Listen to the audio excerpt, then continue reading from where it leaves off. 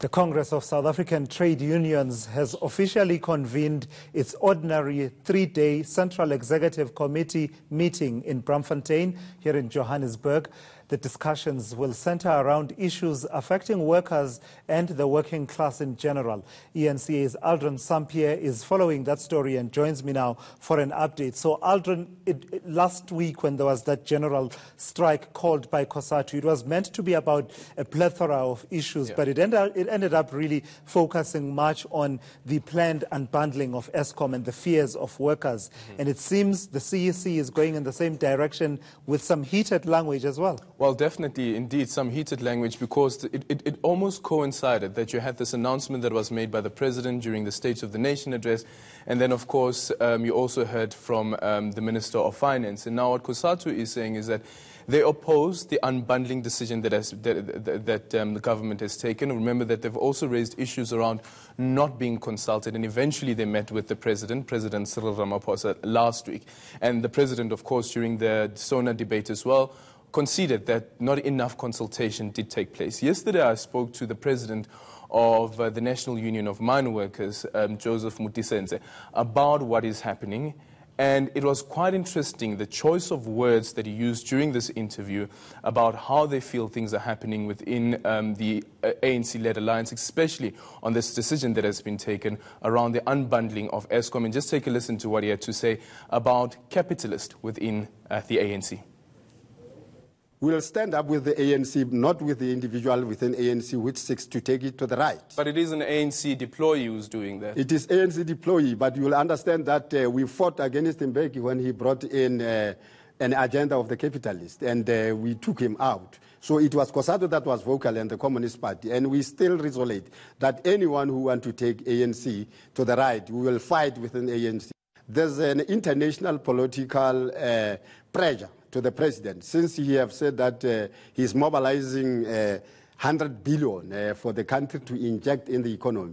So he's talking to the World Bank, he's talking to business people internationally, the rating agency, and so on. So they put agenda for him to say, if we are to give you money, you have to take this way. So we also have to put pressure on him to say, we cannot accept any investment which comes with conditions. Do you think that he's cowering to the pressure from these international guys? Of course, for him to come with unbundling of Eskom and other things, it seems that he's now drifting from the position of the working class. So, I mean, ANC is called a broad church, but it seems, at least in as far as one of its alliance partner components is concerned, they're not really happy with it being steered by capitalists. It has echoes of the talk of the 1996 class project. Exactly, and that has been the point. And some are saying that it's reminiscent of what happened during that era where Thabo Mbeki was seen to be part of this, the 1996 action. And here's the interesting bit about it. Yesterday, for instance, the ANC had a press briefing around some of its economic proposals, and you had Ino Kotongwana, who is the chairperson of the ANC Subcommittee on Economic Transformation. And then he says that there's nothing new with this decision to unbundle. There's always been this talk around unbundling, and as far back as 1998, the ANC-led government at the time took a decision that Eskom will be partially privatized, which means that 70% will be controlled by government and 30% will be controlled by the private sector.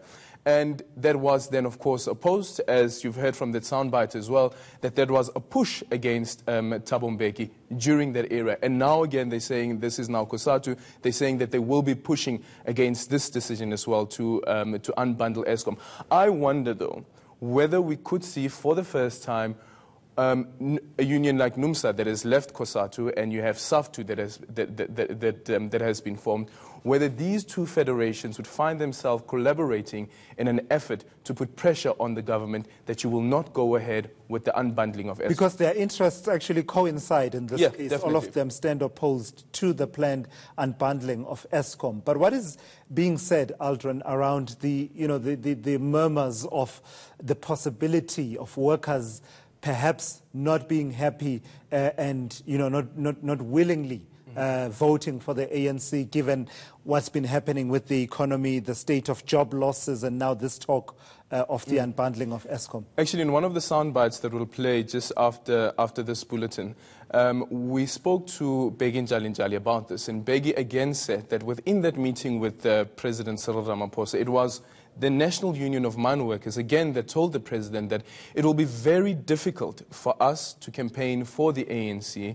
This election will be tough, considering this decision that has been taken, considering how some of their members will be disadvantaged by these decisions that have been taken. Not only the unbundling of Eskom, but also this push to the push around ensuring that you reduce the government's wage bill and introduce early retirement. Cosatu is saying that you can't go that route. You need to go to the bargaining council first, and let's have a discussion at the bargaining council before going ahead with this. And you know that the Minister of Public Service and Administration, Ayanda Lodlo, had said that within the next couple of weeks, by April, they will start with this process to at least get 30,000 workers who are within the public service to let them take on this early retirement package. So the battle lines are drawn then? Certainly. And very interestingly, Cosatu was one of the first components of the tripartite alliance to come out and say Cyril Ramaphosa is our man, going to the Nasrec conference. The honeymoon was short-lived. The honeymoon may have been short-lived, but they still say that they still have confidence in President Cyril Ramaphosa. And the thing about Cosatu and the ANC is that they always find themselves at this turf war just before an election. Remember, even with the e-toll saga, it was the same case. Yeah. And as I said to Bheki Njali as well as to Joseph, that the e-tolls still remain there. Yeah. Aldrin, thank you so much for coming through with that update. That's eNCA's Aldrin Sampear updating us on the ongoing Cosatu Central Executive Committee meeting.